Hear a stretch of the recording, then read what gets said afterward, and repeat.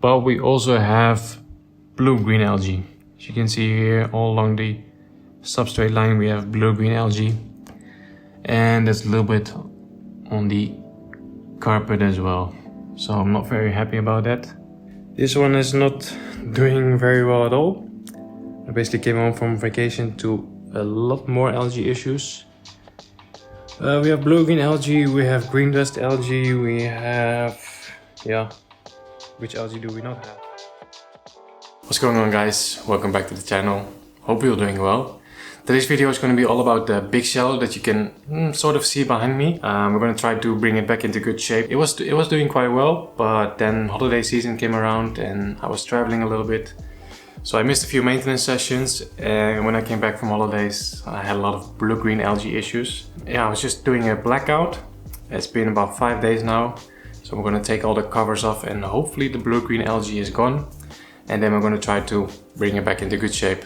So I think blue-green algae is the only type of algae that's able to perform photosynthesis, just like plants.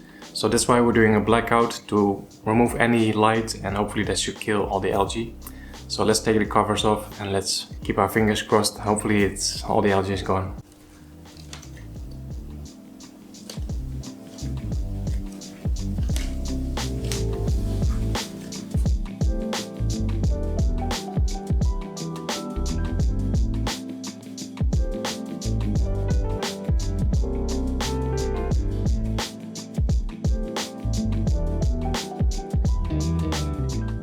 Alright, welcome back, Big Shallow. Kinda missed you. I can't see any blue-green algae, so I think the blackout worked. Like 5 days ago there was blue-green algae everywhere, so I'm really happy with this. Look at the plants though. All the plants have of course been deprived of light, so they're all like in a straight line upwards. But they're still looking healthy, so that's good. I'm happy about that. So now let's give them some nice CO2, let's give them some good amount of light and some nice fertilization, and then hopefully this tank will be back in shape very quickly. So you guys didn't see that I actually removed all the tall hair grass from the background, the AQUARIUM vivipara.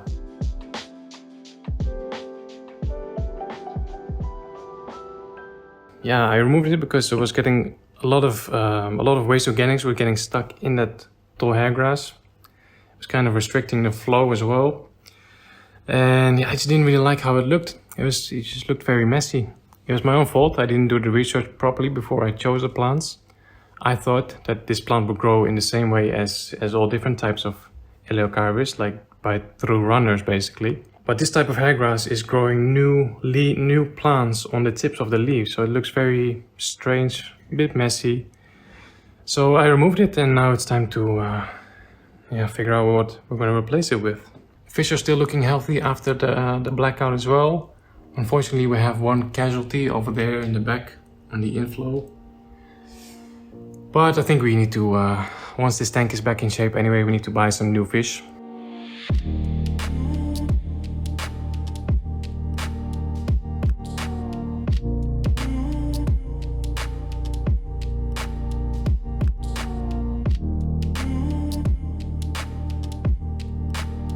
I'm so happy that the blue-green algae is gone. So I think the next step is to give this tank a large water change, because there still must be some residue of that blue-green algae floating around in the water, or maybe in the filter as well. So I think we'll clean the pre-filter of the Uasa biomass as well. Start fresh again, and now keep on top of the maintenance. No more travels, and then hopefully in a few weeks we'll have a nice lush green big shallow again.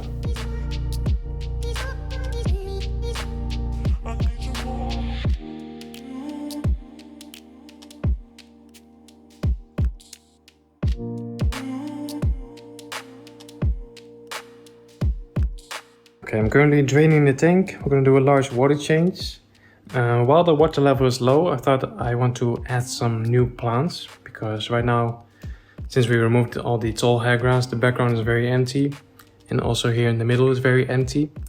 That's where I used to have the Utricularia, but of course that one melted away like always. So I want to add in some new plants. So I got a few plants here. I got some Galantium Bolivianum quadrocystatus. It's a plant I never used before. And we also have some Heterantera zosterifolia, and we have some dwarf hairgrass, and over here I have a pot of dwarf sedge. So especially the Halantium, the Heterantera and the dwarf sedge are all quite fast growing, and I think that's perfect. I think that's what the tank needs right now. Just some good healthy plant mass, and then hopefully we will be back on track in no time. So let's prepare these plants and let's get them in the tank.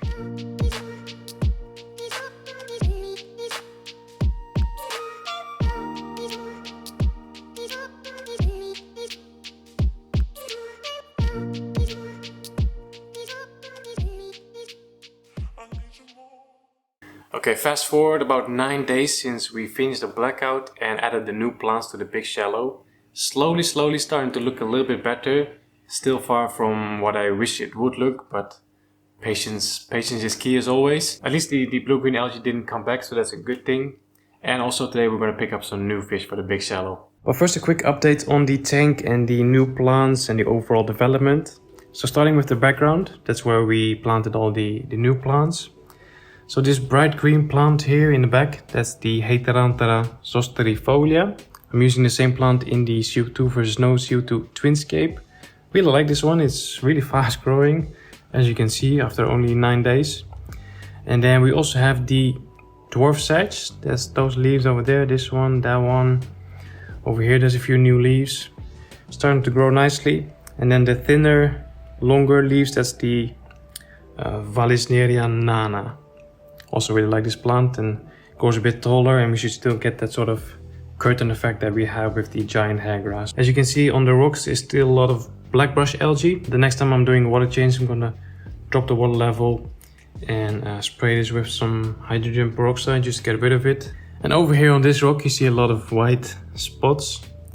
So when the algae issues in this tank began, I added some Clethon snails, and they've been laying eggs all over this rock. So those are the white spots that you see. So that was a bit of a mistake, and I need to remove those snails now because it's a bit of an eyesore. So the front of the tank is still looking a bit sad, especially the carpet. And you can't even call it a carpet. That's the Glossostigma, and it's taking a very long time to grow a carpet. Of course, all the algae issues and the blackout didn't really help. I just trimmed it recently, like a few days ago, because after the blackout we had all these shoots growing upright. So I did a little trimming, and I replanted all those trimmings as well, just to get a bit more density. So yeah, the carpet is really testing my patience, but it's fine. I'm a patient guy. I had a moment where I was thinking, should I maybe replace it with something else, something easier, but I'm not gonna do that. It's a challenge to get this tank back in shape, and we're not gonna shy away from a challenge, so it's just gonna take a little bit more time, but it's fine. Overall, I'm still really enjoying this tank, especially the fish are doing really good as well. Especially the pygmy cories, they've been breeding a couple times. Well, I've seen them laying eggs, I haven't seen any baby fish yet. I'm not sure if that's possible in this tank. Maybe if the plants get a bit more lush, maybe we will have some survive. So yeah, this tank just still has a long way to go, but it's fine, you know, we're not in a rush. Doesn't mean we can't enjoy it as it is right now. And it also doesn't mean that I'm not going to show it to you guys. I'm taking you all on the journey from algae infested tank to hopefully a lush, green, healthy aquarium without any algae, and showing you everything in between as well. So it's not always 100% positive. Yeah, sometimes you have a few downsides. But like I said, this tank is going to get some new fish. Super excited about that. Totally random as well. Didn't even plan it. Basically here in the Netherlands we have a website called Marktplaats, and this is where people sell their second-hand stuff. It's like Craigslist in the US. So sometimes I just scroll through the website just to see if there's anything interesting in the neighborhood, you know, maybe some good deals. And yesterday I found an advertisement for pygmy cories. And we already have a group of pygmy cories in here, and I always wanted to make that group even bigger if I found them again. So this was a nice coincidence. So I'm gonna pick them up right now. Should be about 14 of them or so.